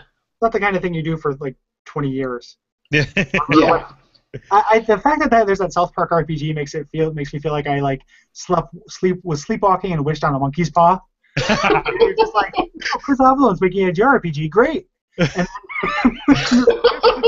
no. Yeah. I've heard really good things about that game though. Ben really likes it. I have too, but it probably has like South Park humor and stuff in it. I think it most definitely does. Which is ugly. It's gonna look like garbage at the very. Like, I don't know. Yeah. I think, and to put it in context, when I was in high school, like a show like South Park just didn't exist. Like. Yeah. Like, I mean, it was revolutionary in what it tackled, and then like so, I'll like just to not even bring us farther afield. Like my wife and I rewatched some Drawn Together episode, and like I had like, oh, this show was kind of funny, and then I'm rewatching it and I'm like, oh Jesus, what the fuck have I become? What did I do? What did I do? Why is this in my home? Yeah, quick, draw the curtains. Don't let the neighbors see. Like that is a fucking reprehensible show. Yeah. That it is. Adam Carolla.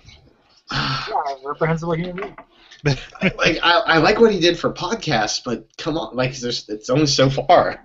You mean take a bunch of money and then settle out of court so he doesn't set a precedent and actually fight the patent trolls? Yeah, that's pretty good. See, I only kind of stayed on the surface of that. Yeah. So, well, fuck.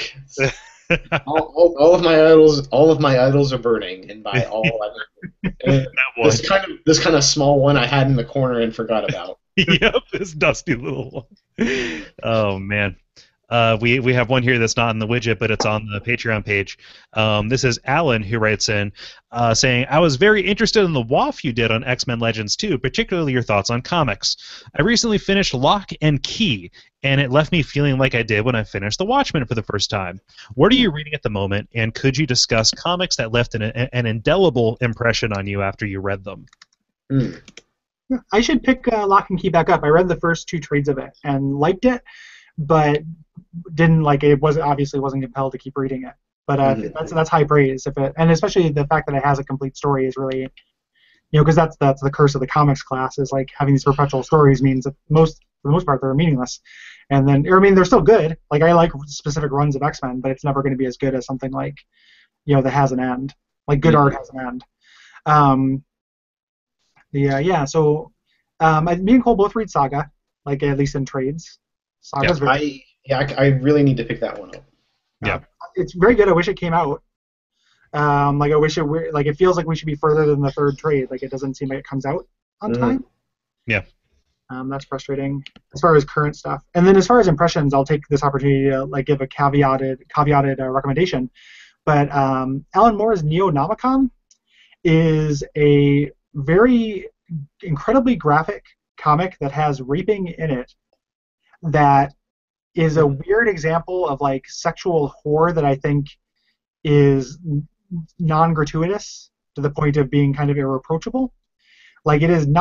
It felt gross, but in a way that I was like, oh, I am supposed to feel gross. It is in service of something larger. I trust this author to take me somewhere with it. And that made a huge effect. Just putting it down and just feeling a feeling really hard. It is a hard read. It is a difficult read to get through because it is so graphic and stuff. But it is a very cool bit of Lovecrafty horror stuff. I'm going to say one of the things that I'm currently reevaluating that had a super huge effect on my life was Transmetropolitan. Yeah. Which looking back, I'm not looking back just in a kind of it's a really good comic, but then again, I forget was it Alan Moore or who No, that's not Warren Ellis. Warren Ellis. So really, I need to look at whatever Warren Ellis has done and reevaluate its effect on my life as just a contemporary human being. But one of the things I really did like Transmetropolitan. A lot of that was just the fact that it had this weird future aesthetic. Mm-hmm. And a non serious node, Invincible is really good until it takes a shit around. I think it starts out as this teenage power fantasy where, hey, my dad's essentially Superman and then he disappears and now I have to become Superman. Mm-hmm. But then and this is super minor spoilers. It's kind of a major spoiler if you're going to say what I think you're going to say. Oh yeah, so then maybe I won't say that. Well, the point where it takes a shit, I won't say, but never mind. There's a turn in it. There's a big twist and there's a big turn, and it's the quality after that. The series no longer has anything to do. It was building towards that. It's like in Fables. If you read Fables, the point where they introduce who the adversary is. There's still some okay comics that come after that, but at that point there's no it's done its thing. It should have ended there. Right, and at that point I kind of get what they were trying to do. Mm-hmm. But it maybe we'll take that somewhat But and also in the more kind of just comic booky whatever, the new sort of Hawkeye series that's coming out is just fantastic. Oh God, it's so beautiful. Yeah. Like the episode where comic where it's done from the perspective of his dog. Yep. That's so good. Pizza Dog. Yeah. I sometimes go back and reread the one the issue where it's like, oh, I made 10 mistakes today, and the way that they frame up that narrative, like, yeah. They're doing some really nice things with narrative and art that other comics just aren't, or comics that it feels like an indie comic when it's really just this mainstream sort of thing. Yeah. Yeah, I can't recommend the Marvel Now Hawkeye enough. That's been really great. Just by way of moving us through a little bit, I will pick up here and say I'm kind of a comics poser, insofar as the thing that probably left the biggest mark on me was the Dr. Manhattan origin story from Watchmen. I think that is one of the finest pieces of like visual storytelling I've seen. In sequential art or whatever you want to say. It's just it's great. If not like the tragedy of it all, just the way it's assembled, like it's like, wow, it kind of staggers you a little bit. Yeah, you could do, if that's what you're interested in, or one of the things you like about comics, you can do worse than like a lot of Alan Moore. That is a huge Alan Moore thing, like the kind of parallels and the panels being what is the word? A man, a plan, a canal, Panama. What's the word for that? Why am I missing that? The gutters? What? No. Like a phrase that's the same forwards and backwards. Oh, palindromes? Yeah. Palindrome, that's what I'm saying. Like, visual palindromes is a big Alan Moore trope, and he does all kinds of stuff like that. Yeah. Oh, and We Three Will Make You Cry, so read that as well. Just to sneak something in there because I forgot about it. Yeah. Let's see here. Brett, he has one that's not really a question, but it says, hey, he agrees with you about Neonomicon. Yeah. Nice. It's good, but it's difficult. But man, it'll have an effect on me. That's one of those things, like with I Have No Mouth and I Must Scream, we're going to have to put like a trigger warning on that because one of the chapters is entirely about rape. Yeah. And so that's a little unfortunate. Braden was talking to me about that's his big problem with that story. And like I get it, like there's just sci-fi men of a certain vintage I will forgive for some things, and like Harlan Ellison is one of them, where it's like, he's just like, I really like that story. I just felt like that was really gratuitous and really bothered me. And I'm like, you're not wrong. Like it's really gratuitous and it should really bother you. Yeah. That's kind of how I feel about Preacher. Oh, yeah. Like it feels like this is constantly escalating, like sexual debauchery sort of thing, and I don't know quite how to feel about it. That's kind of like Garth Ennis.text, but the thing about Preacher, this is before he got, like, Garth Ennis really fell off. When Preacher I still think is a really good comic, but you end up having to start looking past that stuff to get to like the relationships and characters. Right. Which are really good in Preacher. Like Cassidy in Preacher is one of the most like complicated characters I've read in a comic, and I really love him. Like I think he's a great character. But you do have to get through a lot of weird, like, LOL immature sex shit that Garth Ennis just can't tear himself away from. Yeah, like three things he loves: weird sex shit, making fun of superheroes, and real men in World War II. And like those three things are just the things you stir together to make a Garth Ennis comic. Mm-hmm. Yeah. I guess while we're still on comics, I'm gonna have to say other than Transmetropolitan, I'm going to sidestep Sandman and go to Lucifer. Oh, Lucifer's great. Yeah, like there's I think Sandman with like focus. I think I like Lucifer more than I like Sandman quite a bit, actually. Like Sandman has a couple of, more than a few lulls where they're not dealing with the endless, and like I just don't like when the focus is on like normal people. I tend to just lose interest. Mm-hmm. And Sandman is best when it's focusing on like the high level cosmic stuff. Yep. And Lucifer does kind of tend to stray at points, but it always gets back to, hey, here's we're talking about Lucifer here, and this is the shit he's doing. Yeah, I 100% agree, and I will go as far as to say I think Neil Gaiman is a little bit overrated. Like he's good. I think Sandman is a little bit overrated. I think the books are a little bit overrated. Have you? Yeah. But not never like I've never read anything by him. I thought their individual stories in Sandman I think are like A plus. Sandman on a whole I think is like a B plus. Like it's good, but Right. it's not one of my favorite comics ever. And same thing for his novels. Like I haven't read anything I thought was better than like a B plus if I had to arbitrarily grade something. Yeah, I feel American Gods could have chopped off like the last chapter and it would be perfectly fine. But I don't. That's a whole other line of discussion. Yeah. We have one last question. This is Jala, who asks, "What are your personal aspirations for your recording endeavors? Is in an ideal situation, where do you go next?" that was the big depressing one. That was like, "Oh, we're gonna get this." Depressing. So I wanted to put it at the very end so we couldn't dwell on it for too long. Yeah. That's smart. I don't know. Anything I do for fun, I would love to do for money. I increasingly don't think that's the way that the world works.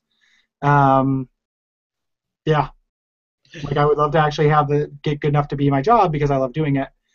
But it just I feel like we have weird like losing and devaluing of the artist class that has been going on forever. That is related at least in part to globalization and just kind of the fact that you can get Stephen King to write all your stories and you two to write all your songs, and that means that there's less room for Gary the writer and Gary the songwriter. So there's still room for me, and I think we do okay. And there are probably people who look at our swag roll and Patreon bucks and think that like we're just rolling in it, but that's not the case. Like I have very little money, and it's not my job to do this thing. It like is not paying the bills or paying rent. And it would be awesome if it did. And I would love to do like music stuff, or I'd love to write. But that stuff is so hard to break into at this point because of factors. And I can come in because like Dork Night is in no way as successful as Duckfeed, and I've really come to the realization that that's okay. Probably Comrade successful. Yeah, I have our stats and I know exactly where we are, and I'm quite frankly I'm okay with that because really I'm not doing it to, at least I tell myself, ha ha ha. No, I'm really. Dork Night is about me keeping alive a sort of college relationship that just otherwise would just die. And right. I like you do that on the level I feel, Cole, and maybe I'm completely wrong. And no, you're right. Yeah, like it's not about the internet fame as much as like what has internet fame really gotten anyone? Immediately running away from internet fame. Right. So like maybe my motivations at the start were that, but in the end, I've actually got to, and this is kind of a weird thing to say, but I've got to talk to like R.A. Salvatore, which was fucking awesome. Nice. I got to talk to John Wick, who wrote one of my favorite RPGs of all time. I got into Star Wars Celebration for free, which is the biggest Star Wars thing. And now, granted, I've spent on bandwidth costs because I use Libsyn and I know I'm overpaying, so I've probably overpaid. But it's really just like, hey, these are my friends. I enjoy talking to them. I've established relationships with you guys, obviously. Yeah. With the other, sort of the Ninjas versus Podcast guys, the guys that the friends of the Duckfeed are kind of it's a weird parasitic relationship. Because it's a community in a weird way. But yeah, like that's the payoff for me. And then on top of that, I've met some really cool like people like Joffrey Geodude Lawton. And like so, it's what it comes down to is just sort of human relationships. Yeah. Yeah, that's 100% true. Like we have that too. Like you get, and I don't even want to devalue our tiny modicum of internet fame. Like it is really it's very heartening and fun to see people who like the stuff that we do and interact with them. That makes my day, like on a consistent basis. I really like that. And we've met amazing people, and I've got to interview people who are heroes of mine, and I've met all of you guys who like are friends. Like we chat on Facebook. when we're not planning a podcast thing together, and people like like Allison and Will, people who I chat with some regularity, you have made actual friends through it. So it's not unvaluable. It is just, I guess I kind of maybe I lost track of the original question in my rush to be negative about my future prospects. Yeah, where I see it going is probably the same thing that it has been, with steady, slow growth that will, continue to pay dividends emotionally and relationship-wise if it never actually pays my rent, until at some point I have to do something to pay my rent that takes this away from me and I die in a pauper's grave. That's how I see it going. And Cole, before I give you a chance, let me just say, if any of the, I'm sorry, if any of you out there on Facebook have been debating, should I friend Murph? Go ahead, because fuck it, I'm super easy to find on Facebook, Murph Murphy. I'll fucking talk to you. I'm not fucking, hey, I'm a guy. I enjoy talking to people. None of us are that fucking guy. Yeah. We're all just guys. We're all just dudes. Yeah, this dude's just duding. Yeah. Yeah. I'll keep my part of this short because I know you have to go, Gary. The aspiration is always independence, right? To create a thing and support it until it can support you, right? Like that's the hope, and that's the dream, and that's the goal.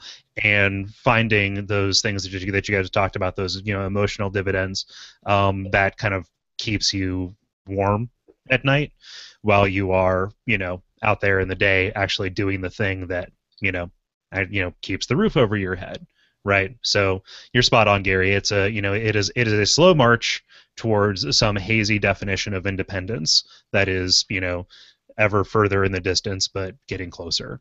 It's so funny the few times people have asked us for advice, which comes up, and it's like, well, just make something you like and then stay on a regular schedule forever.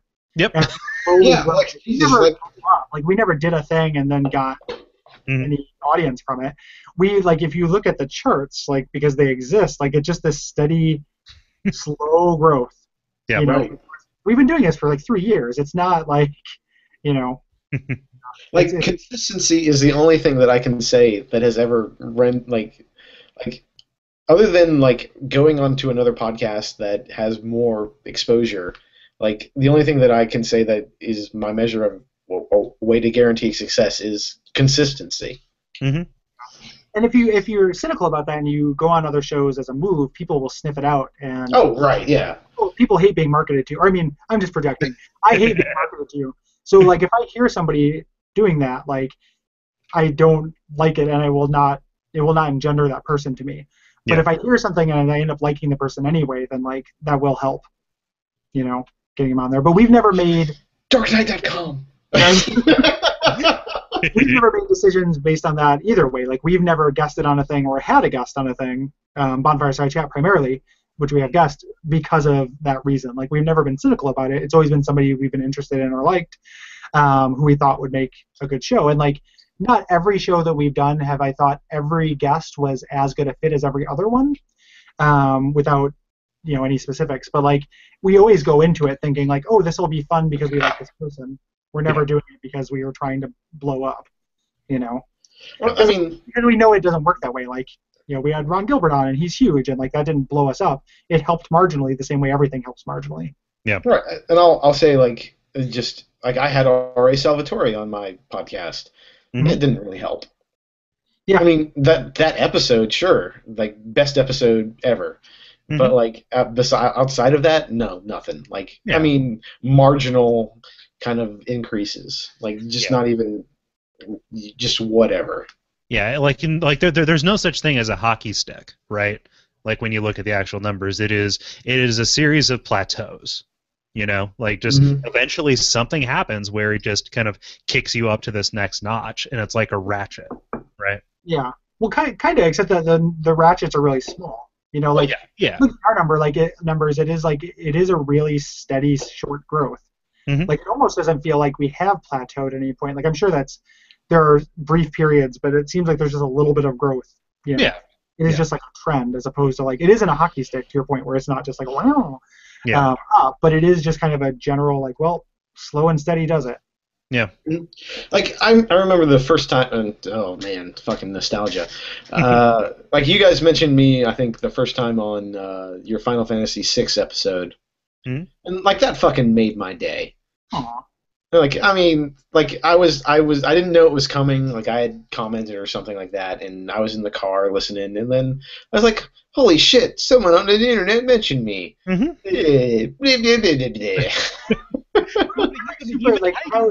you shouldn't feel that honored because we're just dudes, as previously Right, discussed. you're right, and that's the thing. Like then I met you guys, and motherfucker. Yeah, they say my name. But it is like I like being able to like keep that level of humility to where, other people's opinions about the stuff that we do in games, like that's why that's so important to our shows, having people write in, because I don't honestly feel like our opinions are any more important than anyone else's. We're just putting out a thing. Yeah. So like giving other people, like we want to hear what other people have to say because we like talking games. So I'm really happy that that's been such a strong part of the show, and I'm glad we're able to phase out incentivizing it by giving out stuff. Because that was like, if you look back on it in the history of Watch Out for Fireballs, it's a very obvious way to just kind of get at this thing we wanted to get anyway, this kind of community feeling, and kind of trick it into existence. And then eventually we didn't need to. Gary, I think you guys still contractually owe me a copy of Abe World's Odyssey, since I was the best comment on the DuckTales. And I never collected it because I already owned Abe World's Odyssey. Thank you very much. Now I feel bad. Well, it's so funny. Like this, I feel like this is semi-safe as long as we don't say names. Like we've been really good about giving out prizes when we gave prizes, and then one guy we forgot about like twice, and who called us out really hard on Facebook about it, and in this like tone that was very like I could have made or break you. I could have been the biggest fan you ever had, but you fucked it up. Like, how much power do you think we have? Yeah. Like, who do you think you're talking to? Like, it's so weird. Did you watch me scratch my back with a stick for 2 hours? Like, this is not a thing. I'm holding an X-Acto knife. I'll cut you. Yeah. Well, it's silly, and it was a silly thing, and yes, we said we were going to do something and should have done it, but yes. No, I mean, really, the fact I have Abe World's Odyssey, and I really wish I didn't. So we can take a copy of it from you for your prize.